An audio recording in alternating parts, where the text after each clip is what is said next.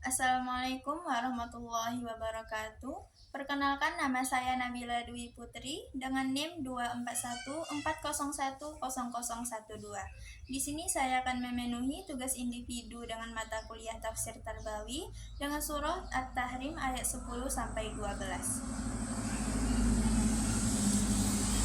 A'udzu billahi minasyaitonir rajim. Bismillahirrahmanirrahim. Daraballahu mathalan lilladzina kafaru imra'ata Nuhin wa imra'ata Lut. Kanata tahta 'abdaini min 'ibadina shalihaini fakhanatahuma falam yughniya 'anhuma minallahi syai'an wa qila udkhulan nara ma'ad dakhilin.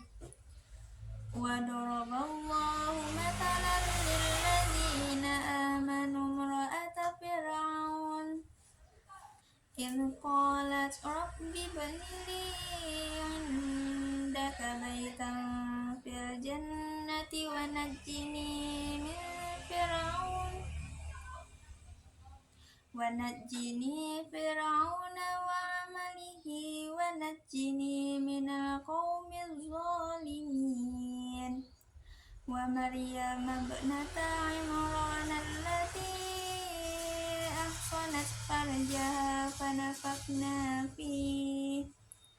فنفخنا فيه من روحنا وصدقت بكلمات ربها وكتبه وكانت من القانتين. صدق الله العظيم. Artinya, Allah membuat perumpamaan bagi orang-orang kafir, istri Nuh dan istri Lut. Keduanya berada di bawah pengawasan dua orang hamba yang soleh di antara hamba-hamba kami. Lalu kedua istri itu berkhianat kepada kedua suaminya. Tetapi kedua suaminya itu tidak dapat membantu mereka sedikit pun dari siksa Allah. Dan dikatakan kepada kedua istri itu, masuklah kamu berdua ke neraka bersama orang-orang masuk neraka. Dan Allah membuat perumpamaan bagi orang-orang yang beriman, istri Fir'aun ketika dia berkata, Ya Tuhanku, bangunlah untukku sebuah rumah di sisimu dalam surga dan selamatkanlah aku dari Fir'aun dan perbuatannya, dan selamatkanlah aku dari kaum yang zalim.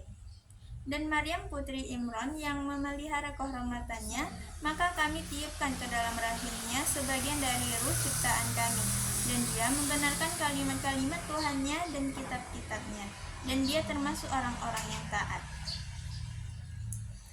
Selanjutnya yaitu Asbabun Nuzul surah At-Tahrim dari ayat 10 sampai 12. Pada ayat 10, ayat ini turun sebagai pelajaran bahwa hubungan keluarga dengan orang soleh tidak menjamin keselamatan seseorang jika ia tidak beriman. Allah menjadikan istri Nabi Nuh dan istri Nabi Lut sebagai contoh karena keduanya mengkhianati ajaran suami mereka dan tetap berada dalam kekafiran.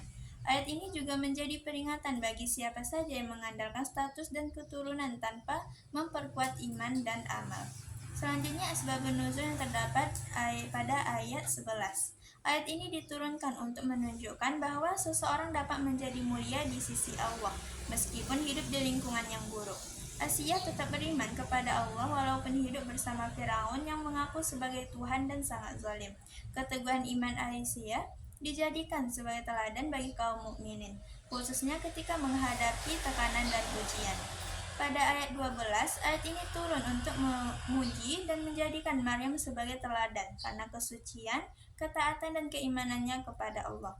Maryam menjaga kehormatannya, membenarkan kalimat-kalimat Allah, serta menerima takdir yang Allah berikan kepadanya dengan penuh keimanan. Ayat ini mengajarkan pentingnya menjaga kesucian diri dan ketaatan kepada Allah dan segala keadaan.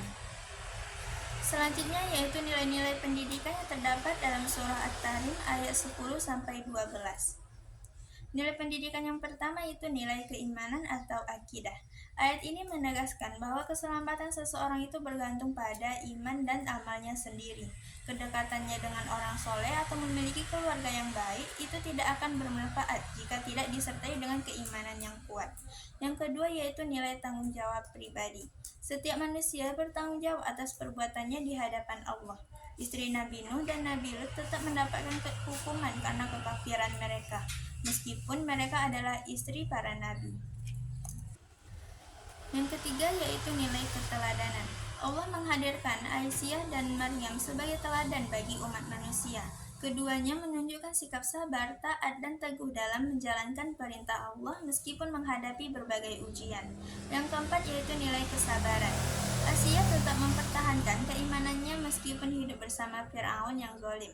Hal ini mengajarkan bahwa seorang muslim harus sabar dan teguh dalam mempertahankan kebenaran.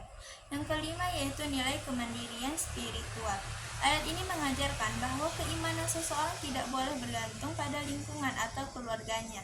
Seseorang harus memiliki kesadaran dan keyakinan sendiri dalam beribadah kepada Allah. Yang keenam yaitu nilai akhlak dan menjaga kehormatan. Maryam menjadi contoh dalam menjaga kesucian diri dan kehormatan. Nilai ini mengajarkan pentingnya memiliki akhlak yang baik, menjaga perilaku, serta menjauhi perbuatan yang dapat merusak martabat diri. Yang ketujuh yaitu nilai istiqomah. Baik Asia maupun Maryam menunjukkan sikap istiqomah atau konsisten dalam ketaatan kepada Allah.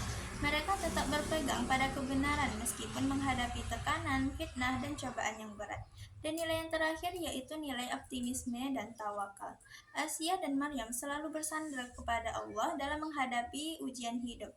Nilai ini mengajarkan bahwa seorang muslim harus berusaha dengan sungguh-sungguh tetapi tetap bertawakal dan percaya kepada pertolongan Allah. Itu saja penjelasan dari saya. Apabila ada salah kata ataupun perbuatan saya mohon maaf. Saya akhiri. Assalamualaikum warahmatullahi wabarakatuh.